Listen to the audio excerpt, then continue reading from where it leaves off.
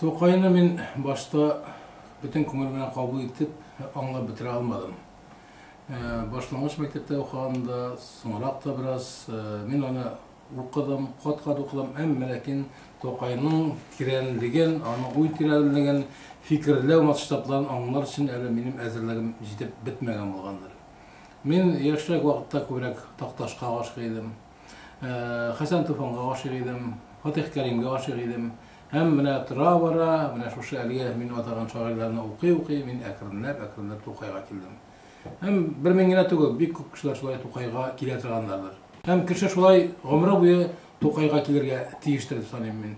Әгәр дә татар баласы үзенең милләтенең бөтен кайгы-хәсрәтләрен, шатлык сөенечләрен, бөтен күңелендәге уй фикерләрен белергә теләсә, ул һичшиксез Тукайны укырга тиеш. Һичшиксез Тукайны аңларга тырышырга тиеш.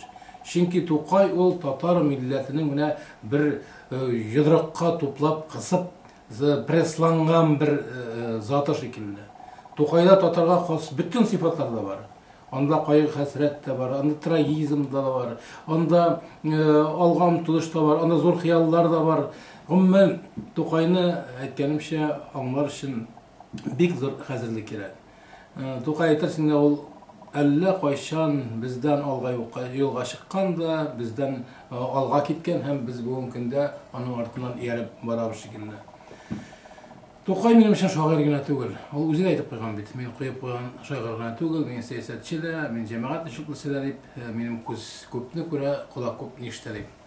Әле буларга өстәп мин тагын да зуррак аның дәрәҗәсенә, зуррак сыйфатларына өстәр идем. Тукай ул безнең бүген көндә кыйблабыз, халкыбызның кыйбласы.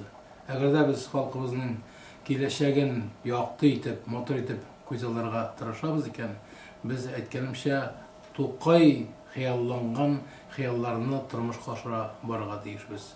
Тукай бит һәр вакытта мискенләнеп, җылап, үткән тарих турында кайгырып кына утырмаган.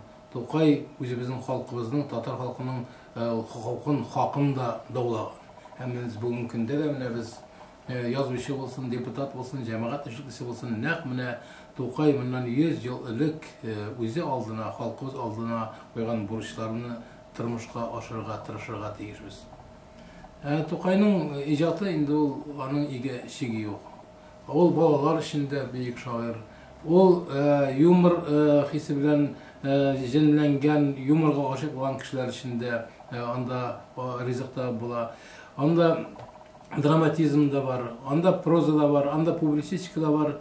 Шушы 27 яшь кенә, 27 ел гына яшәп калган бер яшь җегетнең шу кадәр зур акылга, шушы кадәр зур хисләргә ия булуын һәм шуларны искиткеч зур осталык белән шигырь кысаларына сала алуына мин сокланып, шаккатып бетә алмыйм.